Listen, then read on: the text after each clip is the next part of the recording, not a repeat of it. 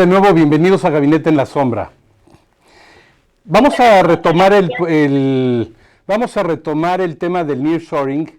Antes lo habíamos tocado ya con José Luis Romero Hicks desde otro punto de vista, y con Pepe Buendía lo habíamos tocado desde el punto de vista de lo que eran las inversiones en el marco del fin de la pandemia y cómo las cadenas de suministro necesitaron relocalizarse.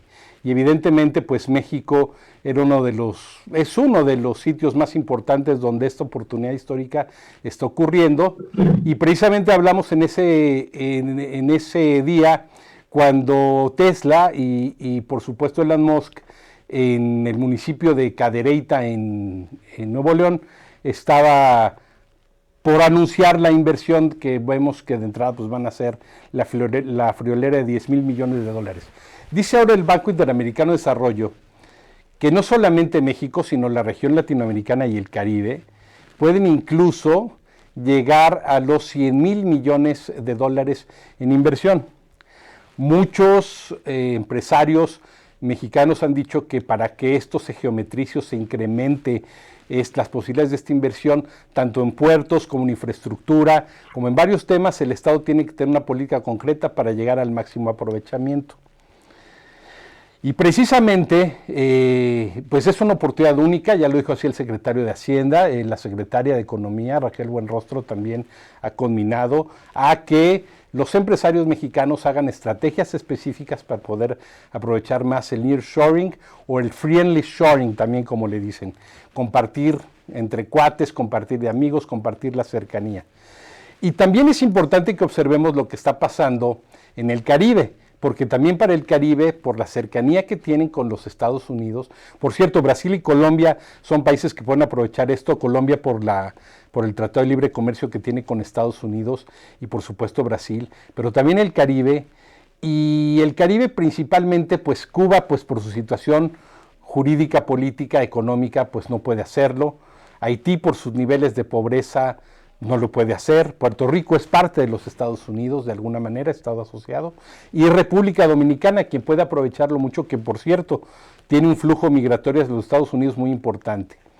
Para ello hemos invitado hoy a Ismael Reyes Cruz, que aparte de ser presidente del Partido Demócrata Institucional de República Dominicana, es un empresario muy exitoso en Estados Unidos y en su país, en República Dominicana, en muchos artículos que tienen que ver con el cuidado femenino, que tienen que ver con la cuestión sanitaria. También nos acompaña la maestra Marisol Cervantes Salvatori, orgullosamente licenciada en Administración Pública y Ciencias Políticas por la Universidad Iberoamericana. Ella es maestra con especialidad en impuestos. El tema importante también es que muchos estados en México dependen para sus recursos grandemente en las aportaciones federales, y el nearshoring les permitiría un punto de recaudación mucho mayor. Y por supuesto también nos acompaña Ramsés Pech, quien es un especialista y consultor en temas de economía y energía, y a quien le voy a pedir que abra. Ramsés, por favor, si quieres introducirnos al tema dando tu punto de vista, por favor, Ramsés, y bienvenido. Bueno, buenas tardes, ¿me escuchan bien? Te escuchamos bien. A ver, otra vez, sí, sigue. Sí, ok. Miren, lo que ya pasó de Tesla en México sobre las inversiones que van a venir al estado de Nuevo León, eso ya, podemos decirlo que ya quedó obsoleto. Ya eso ya no es lo más importante. ¿Por qué? La semana pasada la Agencia de Medio Ambiente de Estados Unidos va a emitir una propuesta en donde en el 2027 van a tener que cambiarse y modificar la manufactura de los carros, sobre todo en la parte de combustión. No te escuchamos bien, Ramsés. Ramsés, te escucho un poco cortado porque creo que tienes mucho ruido de fondo. ¿Podrías repetir lo último para el 2027? Sí, en 2027 la fecha de la parte ambiental va a cambiar la manufactura de los carros de combustión. Esto quiere indicar que ahora solo se van a poder emanar 85 gramos de dióxido de carbono por cada kilómetro en el 2027, y para el 2032 solo 40 gramos de dióxido de carbono por cada kilómetro de carro. ¿Qué significa todo esto? En países de América Latina, en donde la transición a carros eléctricos va a ser todavía complicado y esto va a considerar que sobre la manufactura, principalmente en México, carros de exportación hacia los Estados Unidos, las empresas manufactureras y sobre todo la parte de los que agrupan a los manufactureros de carros, tienen que empezar a revisar si ellos van a tener las inversiones necesarias ante los cambios que se vienen. Ya también el día domingo, en Japón, los países de G7 ya están determinando también cambiar la infraestructura de los motores que reduzcan la contaminación y sobre todo para mejorar la calidad de aire.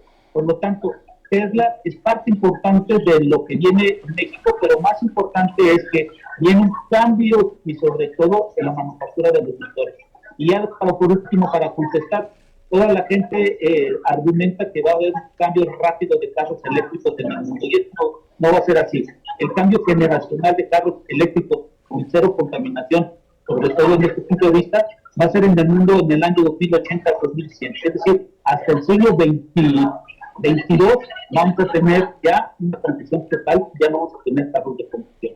Por lo tanto, lo que tenemos que tener en cuenta del onshore y de las nuevas empresas que quieren venir a nuestro país, hay que ver sobre todo la manufactura en los nuevos motores que se van a tener a partir del año 2027. Y ya para concluir, la pregunta que tendríamos que dejar aquí en el aire para el público, la nueva administración que va a estar de 2024 a 2030, ¿será que esté preparada para la nueva firma del TEMEC en el 2026 ante estos cambios que acabo de anunciar? Eso es lo que dejaría yo por el momento. Gracias, Ramsés. Marisol, ¿cómo ves tú el tema, que eres especialista en impuestos, acerca de que los estados, hablamos del desarrollo regional en México y de los estados que integran la República?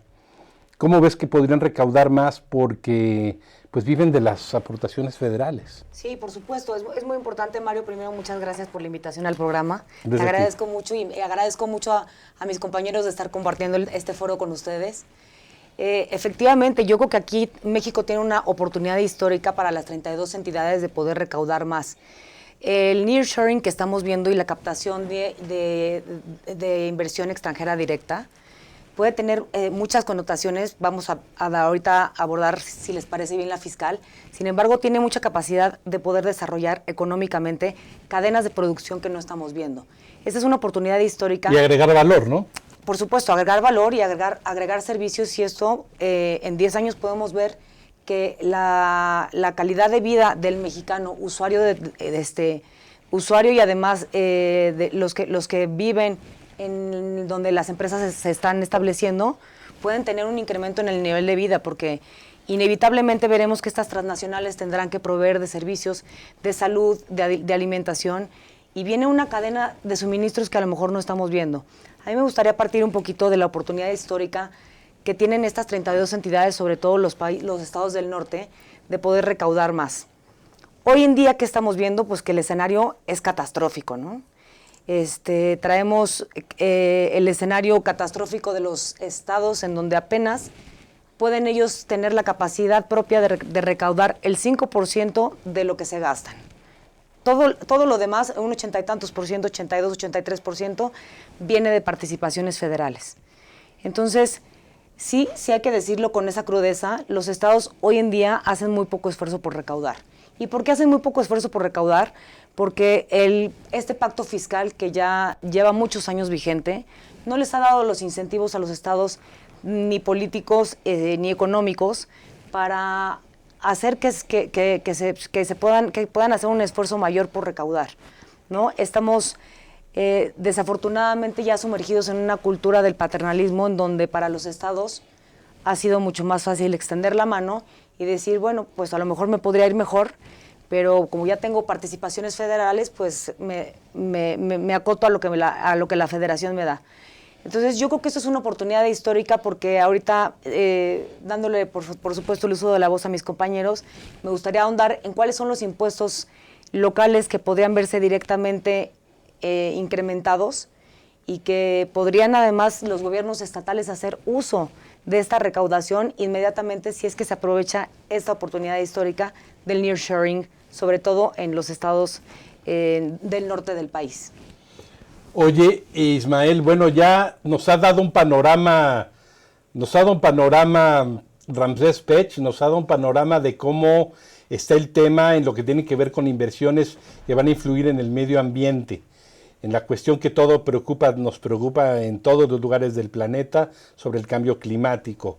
Estas inversiones muy agresivas que hay para que ya los sistemas de combustión interna se dejen atrás. Marisol nos está hablando de algo muy importante, que en México, un sistema federal, como tú sabes, donde los recursos vienen de aportaciones federales, los recursos de los estados que integran nuestra federación. Y ahora dinos, en República Dominicana, Ismael, tú como político y como empresario exitoso, dinos, ¿cómo ves el nearshoring con estas posibilidades donde desde el BID lo ha señalado, también el secretario del secretario de Comercio de Estados Unidos habló de estas oportunidades para el Caribe y desarrollarse? ¿Cómo ves, Ismael? Mira, desde el criterio externado por Thomson Reuters acerca del offshore en principio, que se refiere al traslado de algunos elementos de la cadena de producción a sectores externos del país que produce la demanda inicial, bien sea del servicio o de los productos. Es obvio que hay que citar el hecho de que el nearshoring, del cual tú y yo conversamos ya hace algunas semanas, tiene como resultado su impulso a partir de la pandemia del COVID del año 2020. Porque el offshoring que se estuvo aplicando llevó tanto de Europa como de Estados Unidos la producción hacia países tan lejanos como la India, como China y otros países del sudeste asiático que ya conocemos. Todo esto lo que busca es que fundamentalmente las grandes corporaciones que requieren de una alta producción, al mismo tiempo quieren acompañarla de un bajo coste de esa producción. Entonces, como aconteció en China por más de 40 años y como acontece hoy en la India, nos encontramos que los salarios en Asia son mucho más bajos que los salarios en Europa y que los salarios en los Estados Unidos. Entonces, el nearshoring comienza a aplicarse, como te expresaba, a partir de la pandemia, cuando las grandes empresas de producción y de servicio se dieron cuenta que el tema logística o transportación le podía producir retraso en la entrega de sus servicios o sus mercancías. Es de ahí que, por ejemplo, las empresas de Estados Unidos comienzan a ver hacia México y hacia América Latina. Y de China también, empresas chinas son las que se han instalado en México mayormente por lo del nearshoring, por cierto, Ismael. Eso lo podemos estar hoy y te diré el por qué también. Pues en el caso, por ejemplo, de México y de República Dominicana, aquí en el Caribe, tenemos una ventaja que desde hace años también tenemos las llamadas zonas francas, que son una especie de producción offshore de las grandes corporaciones. Bien, ¿cuál es la ventaja? Que Estados Unidos, por ejemplo, comenzó a ver aquí en América Latina y en su más cercano país latino, que son ustedes allá en México, es que además en México hay dos razones fundamentales por las cuales tanto las empresas norteamericanas como las grandes empresas asiáticas, no solamente chinas, asiáticas, ven en México un gran escenario, porque en México la adquisición de la tierra todavía tiene valores que son económicos. Y al mismo tiempo, el salario en México sigue siendo un salario que ellos pueden alcanzar. Es decir, es un salario que está al alcance de estas grandes compañías. En ese orden, entonces hay que señalar que América Latina y el Caribe tienen grandes oportunidades para recibir inversiones de corporaciones que quieren continuar abaratando sus costos y al mismo tiempo mantener una logística más cercana, que es el concepto fundamental del nearshoring. ¿Y por qué el nearshoring? Porque así pueden asegurarse de la producción a costos bajos y al mismo tiempo la logística, la transportación, tenerla lo más cercana posible. En ese orden, México entonces le va a ganar a muchos países de América Latina. Ramsés, ¿qué opinas tú de el tema en cuanto a la oportunidad única y que debe potenciarse con políticas de Estado, pero también políticas del sector privado? Ramsés, ¿cómo ves? Bueno, me hubiera gustado que esto que está pasando hubiera sido en 1998. Hoy en día ya creo que ya estamos atrasados. ¿Por qué les digo esto? Porque antes de 1998 no teníamos tantos problemas con respecto a las patentes y poder inventar nuestra propia tecnología con bases con lo que estábamos manufacturando. En términos de transferencia de tecnología, Ramsés. ¿Dónde? En términos de transferencia de tecnología nos estás hablando, ¿no? Exactamente. Por ejemplo, China, ¿qué es lo que hizo? Que aceptó toda la manufactura, tuvieron salarios bajos, y lo que hizo China fue copiar la tecnología, la manufactura y todo lo que ensamblaban en su momento dado en China. En México, hoy con el Tratado de Libre Comercio que tenemos una gran desventaja porque dentro del tratado dice y reza que no podemos utilizar, si no tenemos el permiso, la copia o lo que tenga que replicar de una patente que tenga una empresa de Estados Unidos y Canadá. Hoy, ante todo esto, el problema que tenemos en México es que la inversión extranjera directa no se ha entendido en México que la inversión extranjera genera empresas, empleos e impuestos. Y aquí lo que hemos estado haciendo en los últimos 4 años es aumentar la inversión extranjera directa. El año pasado dicen que creció la inversión extranjera directa en nuestro país, pero esto no es cierto, porque deriva de que viene de una fusión de 2 empresas televisoras y sobre todo la reestructura que tuvo una aerolínea. Entonces, en México, si sacamos estos dos conceptos, la inversión se contrajo y en el 2024 vamos a tener una contracción derivada de la venta de las plantas de Iberdrola, porque no va a haber una reinversión de las utilidades por parte de la empresa de Iberdrola, sino se van a ir a otros países, como digo, en Estados Unidos y en Europa. Y ahora, lo que hay que dejar un punto bien adecuado. En México tenemos un gran problema, sobre todo en los salarios.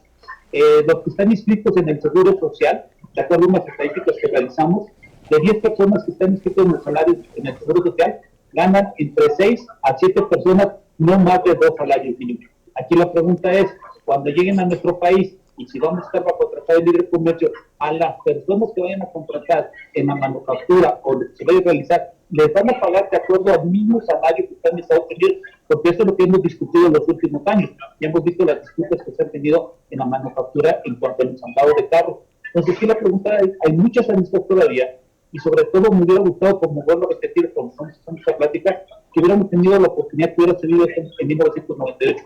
De 1998 a la fecha, México perdió la oportunidad, porque México, aunque sea muy atractivo, esté muy cerca de la logística hacia el mayor consumidor que tenemos e importador que es en Estados Unidos, nosotros en México no hemos aprendido, no hemos creado tecnología y debemos considerarnos un país solo ensamblador. Aquí la pregunta es, ¿qué vamos a hacer hacia el futuro con las nuevas políticas que se están pidiendo en Estados Unidos de tener una mayor demanda, consumo de lo que esté haciéndose en ese país? Entonces, América Latina se tiene que preparar, porque hoy en día no solo es que yo pueda hacer la manufactura o el ensamblado, es cómo puedo desarrollar mi propia tecnología, derivado que países como Estados Unidos y en Europa ya llevan muchos años adelantados y van a invertir. Y ya nada más para concluir y volviendo a la parte de manufactura. A partir del 12 de abril hay una nueva guerra económica en el mundo y esto se va a derivar entre Estados Unidos y China, sobre todo en el ensamblado de carros. Por eso Estados Unidos está solicitando las reducciones de emisiones de gases de dióxido de carbono para que China no pueda en un corto plazo o en corto tiempo poder tener las mismas calidades de motor. Por lo tanto, hay que tener mucho cuidado en países de América Latina, sobre todo aquellos que están dando a la manufactura del ensamblado de carros. Por esa parte concluyo. Marisol, aquí nos dio una arista muy importante.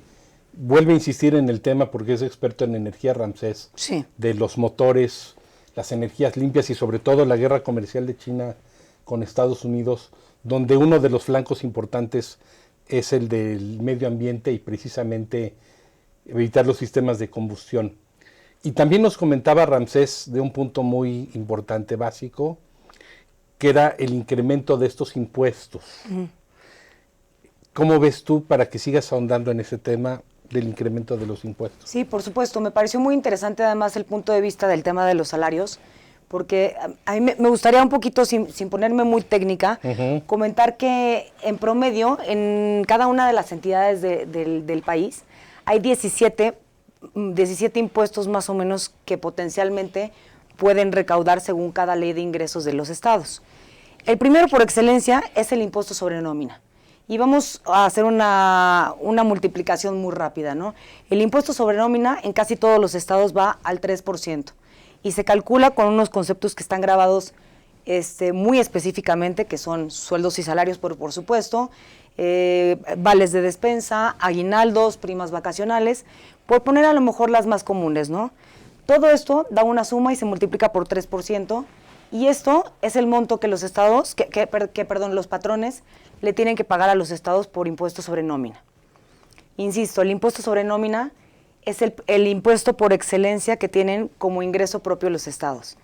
Creo por eso que esta es una oportunidad para los estados, porque además de que México tiene esta oportunidad de suministrar estas cadenas de producción, estamos viendo además que para América Latina y el Caribe tenemos potencialmente 450 millones de usuarios a los que podamos atender. Para eso vamos a necesitar mano de obra manufacturera, pero por supuesto también mano de obra más cualificada. Y esto, si lo vemos en números y si hacemos además el cálculo de lo que acabo de explicar del 3%, por supuesto va a traer una recaudación mayor si es que los estados lo saben recaudar. Porque esto en los 32 leyes de ingresos de los estados está el impuesto sobre nómina. Esto ya está vigente. Y el predial, imagínate todos estos grandes terrenos que se requieren, por supuesto, para poner estas fábricas. ¿Qué nos dices de ese impuesto, por ejemplo? A mí me gustaría primero ahondar en los temas estatales, ¿no? Serían dos, el impuesto sobre nómina y el impuesto sobre hospedaje. Vamos a hablar, o sea, en primer lugar, ¿cuál es esta mano de obra cualificada? ¿En dónde se van a quedar? Obviamente, al principio no habrá establecimientos permanentes como tal, no habrá viviendas para todos, para toda la mano de obra, y yo pienso que los estados tendrán que ayudar también al sector privado para abastecer a toda esta mano de obra, para ver en dónde se van a hospedar o en dónde van a vivir. Estos son los dos impuestos por excelencia estatales. Dijo este hombre, el dueño de Tesla, dijo, se me fue el nombre ahorita, Elon Musk. Elon Musk, dijo que mucha gente que estaba trabajando en Houston era de Nuevo León, era de Monterrey, que estaban trabajando para él en Houston, que está una de sus principales centrales. Sí. Y que se iban a ir ahí de Houston a Monterrey, y por eso la ponía ahí, porque les iba a quedar cerca. En términos de esto, ¿cómo ves esa correlación? Donde están pensando hasta en eso, decías impuestos sobre hospedaje. Sí, impuestos sobre hospedaje. ¿Qué opinas de eso? Porque ya en esta logística están planeando que hasta los naturales de ahí, de Nuevo León, que estudiaron en el TEC de Monterrey y que son cuadros capacitados técnicamente en tecnología para los requerimientos de estos autos limpios que solamente se van a vender en Estados Unidos. Sí. Ya está el hospedaje contemplado. ¿Cómo ves que ya están pensando en esta logística? Por supuesto. Bueno, a ver, pero también habrá que ver aquí que qué bueno que lo mencionas. Habrá que ver también un tema de la gente que venga a trabajar aquí, en dónde le va a convenir tributar, ¿no? El estado de Texas para las personas físicas pues es un estado muy caro, entonces yo no le veo muchos incentivos para que esas personas físicas que vengan a trabajar aquí a través del nearshoring se puedan ir a Texas. Pero vayámonos a un poco más. No, al revés, de Texas acá a Monterrey. Perdón, yo no veo incentivos para que puedan seguir tributando allá y seguir pagando al estado de Texas. Yo creo, si pudiéramos hacer un análisis muy simplista de planeación fiscal en dónde les conviene pagar impuestos, va a ser sin duda en México. Claro. ¿No? Entonces, bueno, por supuesto van a contribuir con prestaciones de seguridad social, con los impuestos federales, que estos los quisiera obviar porque ahorita estamos viendo cómo podemos dar algunas recomendaciones para que los estados puedan aumentar su recaudación. Por supuesto que los impuestos federales se tendrán que cobrar como hasta ahora se están cobrando. ¿no? Pero me gustaría andar ahora sí en los impuestos municipales, que son predial, derechos de agua. ¿Cómo va a impactar la permanencia de toda esta mano de obra y de estos establecimientos permanentes que ya tienen además una necesidad de proveer cadenas de suministro gigantes?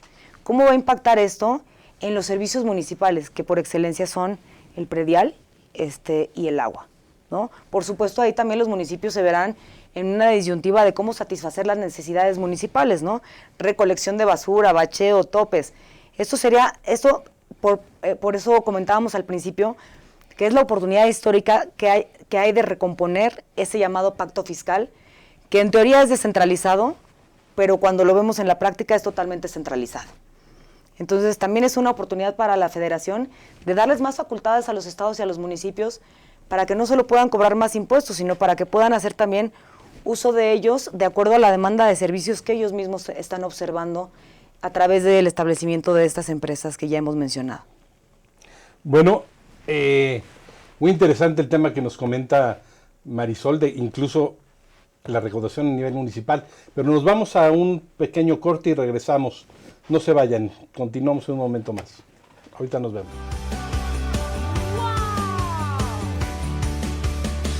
Wow MX.tv. ¿Cuál es la diferencia entre cambio y transformación? Pues mira, creo que el cambio es simplemente algo que decimos y que se queda solamente en una acción, en algo externo. Y la transformación es algo que viene de adentro. ¿Qué vas a cantar, es tuya? No, este tema es un cover de una canción que me gusta mucho. Pues yo quisiera oír de una vez. ¿Cómo se llama esta canción, dices? Primer amor. Oh. Es un tema de una chica ¡Ay, que se puro llama amor! Joaquina. ¿Qué se llama qué? Joaquina. Que anoche parecía que tenías todo lo que querías. Date cuenta, no estoy perdiendo. De percepción, ¿tú crees en el sincrodestino de que las piezas se van amalgamando, se van integrando para crear algo? Y en ese sentido, yo estoy convencido, o a mí me... Sí. Wow MX.tv. Gracias, regresamos aquí con la caricatura, no sé si ya por ahí la tiene producción. Aquí quiere vender a Estados Unidos, Estados Inversiones, la caricatura de nuestro caricaturista oficial Fernando Morales. Como siempre los entrecortes se ponen buenos. Ismael nos estaba diciendo algo acerca del tema logístico, que es algo que a él le interesa y ha vivido demasiado. Adelante, Ismael, por favor. Sí, primero quiero valorar la participación de los compañeros exponentes que tú has tenido a bien reunir hoy. Desde República Dominicana, nosotros tenemos algún tipo de experiencia con el tema del nearshoring, que nació, como decíamos, a partir del año 2020, con el tema de la necesidad de que no esté tan distante de ser posible, ¿verdad?, la producción del todo o de parte de lo que una empresa expone al mercado. Ahora bien, hoy hablamos sobre el tema de los impuestos en México. Mira, la guerra comercial entre las dos potencias más grandes del mundo, desde el punto de vista de su tamaño de la economía, que son los Estados Unidos y China, hay que recordar que este es un conflicto que se inició en el año 2018, cuando el expresidente Donald Trump le impuso, y así se lo anunció a los Estados Unidos, aranceles por $50,000 millones a productos chinos bajo el artículo 301 de la Ley de Comercio de 1974, argumentando el expresidente Trump que por parte de China había habido un largo historial de prácticas desleales de comercio, así como el robo de propiedad intelectual y una transferencia de tecnología obligada hacia China, de la cual China se aprovechó para su crecimiento económico. Como represalia, el gobierno de China entonces le impone aranceles a más de 128 productos de los Estados Unidos. Y muy particularmente a la soja, que es una de las principales exportaciones de Estados Unidos a China. Este choque entre las dos potencias es obvio que obligan a los sectores empresariales a pensar en el nearshoring. ¿Por qué? Porque mientras más cerca está mi producción, siempre y cuando la pueda tener a bajos costos, me va a garantizar a mí mi rentabilidad y me va a garantizar la posibilidad de yo poder seguir en el mercado manteniendo mis precios.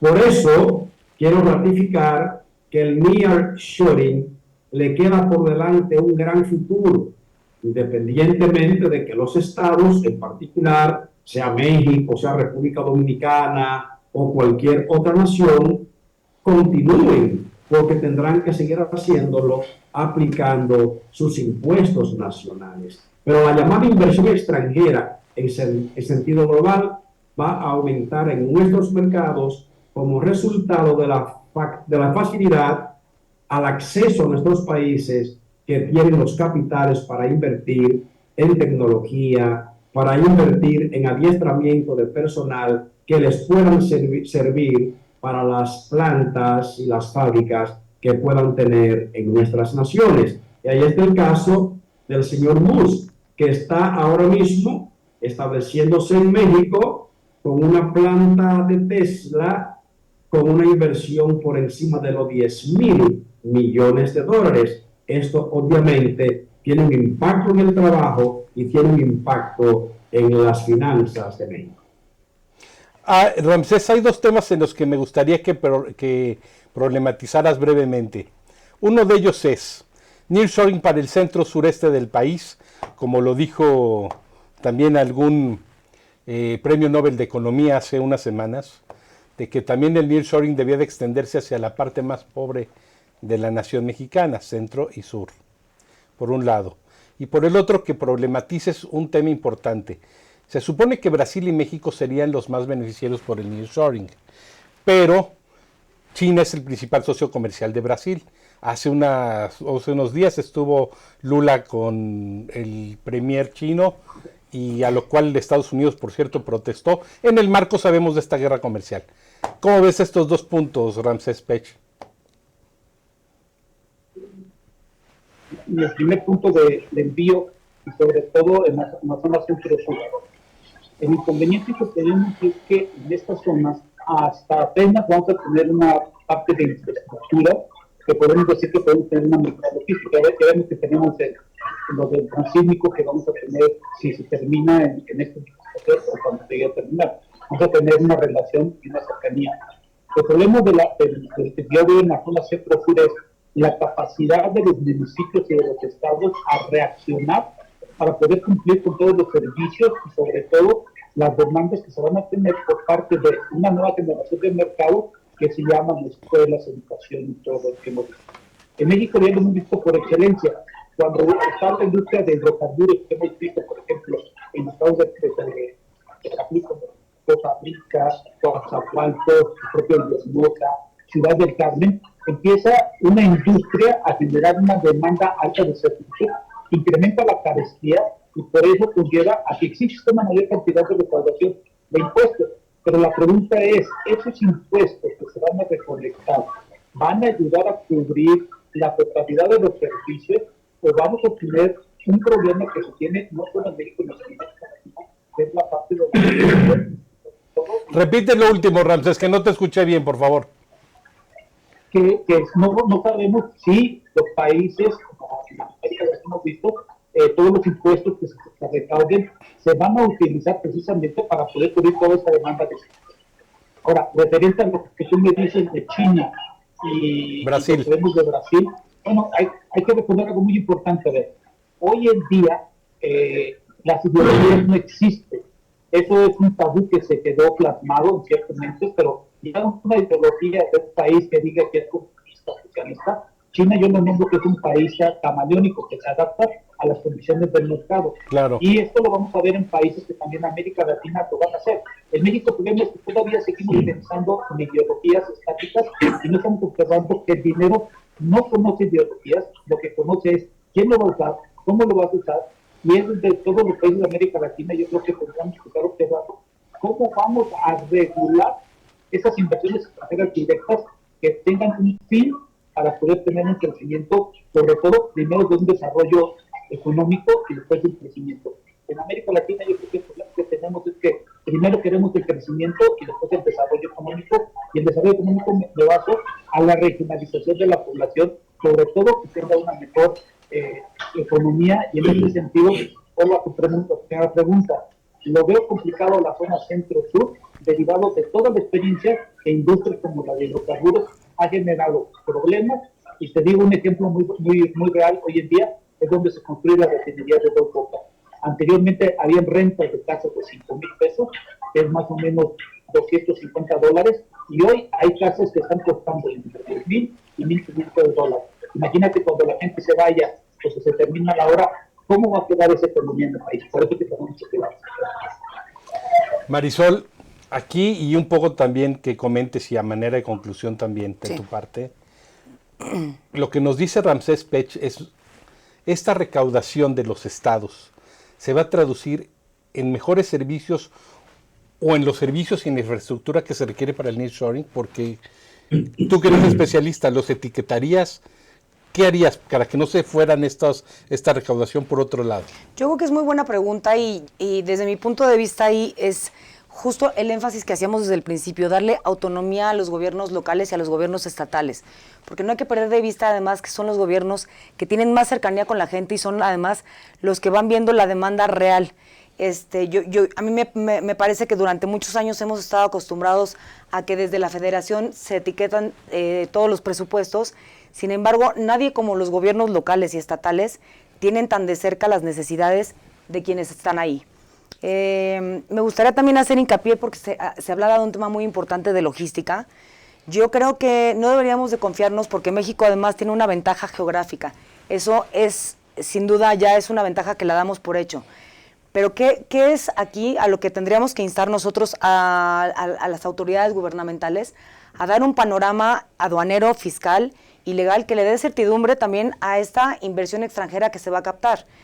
A mí me parece, por ejemplo, el esfuerzo que ha hecho Colima, particularmente en Manzanillo, en poder volverse uno de los puertos más importantes y quitarles además competencia a muchos puertos de la costa oeste de Estados Unidos. Pero esto no se da solo. ¿Qué es lo que necesita hacer tanto la Federación como los estados? Brindar esa certeza y esa seguridad, porque me queda claro que el tema de logística y de la cercanía nos ayuda. Pero ¿qué es lo que va a refrendar todavía más que podamos captar esa inversión? Va a ser el panorama legal, aduanero y fiscal que las autoridades gubernamentales puedan poner en puerta para los inversores extranjeros.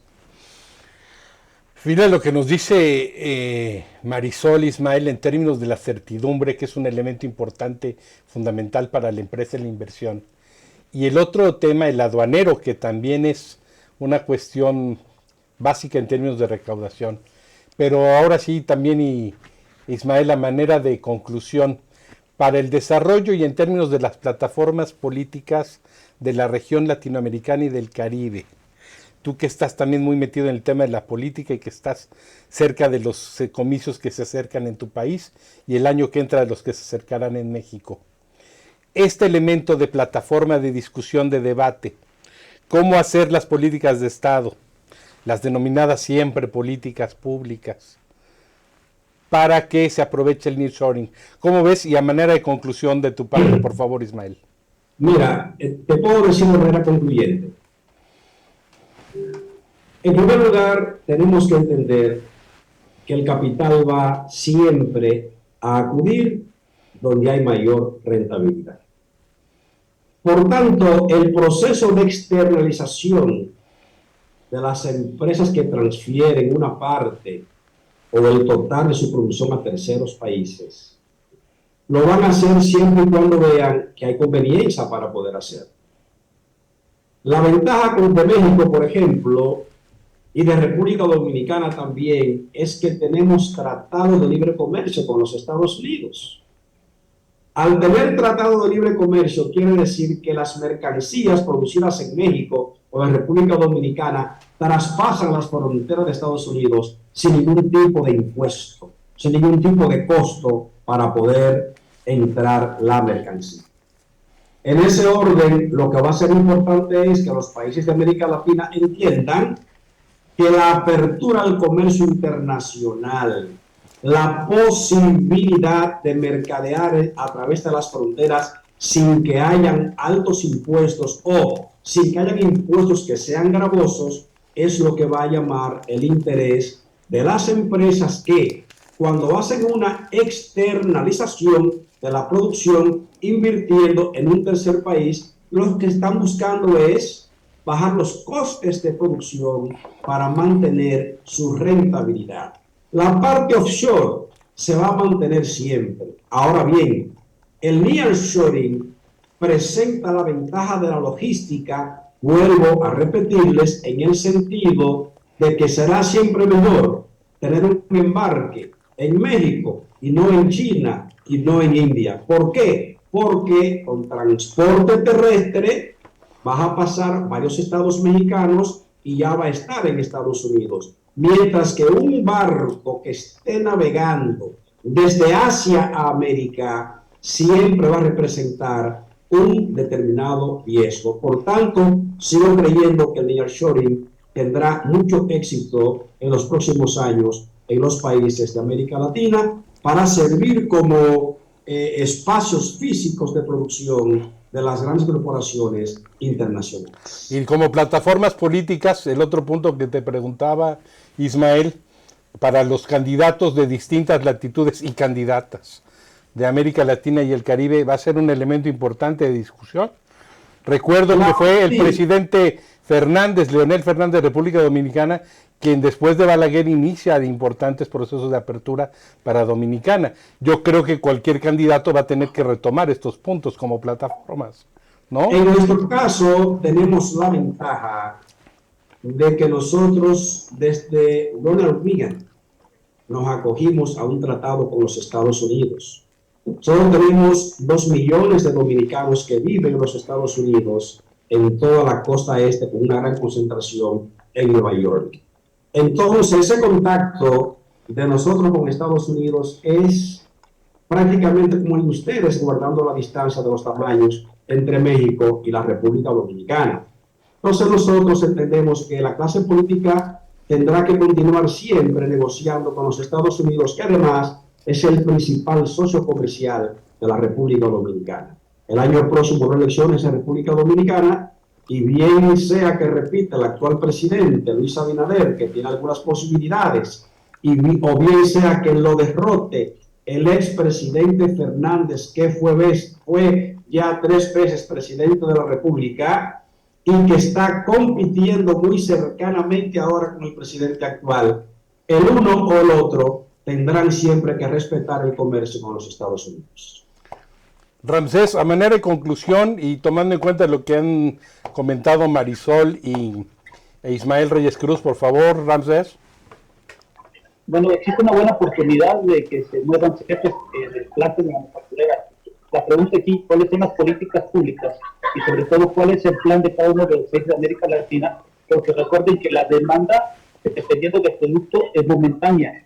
Y hay que ser específico de qué tipo de manufactura de largo plazo hay que tener. ¿Por qué? Porque cuando vemos en la línea fronteriza entre México y Estados Unidos, hemos dicho que muchas plantas de manufactura a veces tardan no más de 2 a 3 años. Y eso significa que hay una renovación de personal y pérdidas de empleo en un periodo de tiempo y una oportunidad pacífica. Creo que aquí las políticas públicas deben de estar muy claras, en donde se permita ciertas inversiones, pero que se observen que sean planes de largo plazo. Si hacemos de corto plazo, continuaremos como sigue en México. Ramsés, tú que eres muy agudo en tu análisis siempre y muy concienzudo, dime en términos prospectivos, ¿qué opinas? Si es esta oportunidad única que será 100% aprovechable para México, evidentemente ya nos has hablado tú y Marisol Ismael de cierta certidumbre, de ciertas políticas públicas, pero ¿qué ves tú? ¿Cuál es tu perspectiva sí la va a aprovechar México, sí va a ser aprovechable, no solamente para este gobierno, para los que vengan de cualquier tinte político, sin ideologías. ¿Cómo ves, Ramsés? Bueno, va a depender ahorita la plataforma de las campañas que empiezan en julio, sobre todo el funcionamiento sobre el TEMEC. Canadá y Estados Unidos para México representan casi el 55% del total de la inversión extranjera directa que viene a nuestro país. El año pasado fue de más de 34,000 millones de dólares. La pregunta aquí no es que no existe una oportunidad, la pregunta es ¿para qué queremos esta oportunidad? Si ya tenemos una experiencia en 1998 con el primer tratado que hicimos con Canadá y Estados Unidos, que lo único que hicimos fue crear cierta infraestructura, pero para poder ensamblar. Aquí la pregunta es, con el TEMEC, que no nos permite hacer una copia o hacer una mutación de las conferencias de tecnología, porque nos permite pedir autorización, ¿qué vamos a hacer si en México tenemos más de 20 años de atraso en el desarrollo de tecnología? Y esto no solo en México, también en América Latina, porque América Latina depende mucho de las tecnologías que puedan ser producidas por países de Europa o países que tengan las inversiones necesarias. Solo les doy un dato. En Estados Unidos cada año se invierten 750,000 millones de dólares en investigación, donde el gobierno, o sea, la inversión pública, invierte alrededor de 250,000. En México, entre lo público y lo privado, solo se invierten 10,000 millones de dólares en investigaciones y sobre todo en avances numéricos. En este dato yo creo que aquí la pregunta es ¿cómo lo vamos a hacer para poder progresar a nuevos niveles? Bueno, pues yo creo que Marisol, Ramsés e Ismael han sido muy claros, sobre todo desde distintos puntos de vista, desde República Dominicana, político y empresario, un viejo tratado de libre comercio que ya tiene ese país con Estados Unidos, cuáles son las perspectivas para el Caribe, que es muy importante, desarrollar la región, no nada más México. Marisol nos habla de este desarrollo regional que tendría que basarse en estos impuestos, incluso a nivel municipal, y sobre todo deben de aprender a cómo cobrarlos. Y por supuesto, Ramsés, pues para sacarle el máximo jugo, ¿verdad? Hay que ponernos al tono con las últimas tecnologías y las políticas públicas que se están encaminando, todo indica, hacia la protección del medio ambiente. Por supuesto, vamos a hacer más de este volumen de Nearshoring, haremos un volumen 3 más adelante.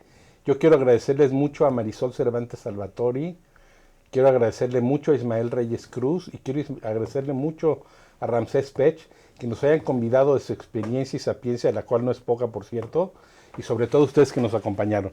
Nos vemos en el siguiente Gabinete en la Sombra. Buenas tardes y buena suerte. Nos vemos a la próxima. ¡Wow!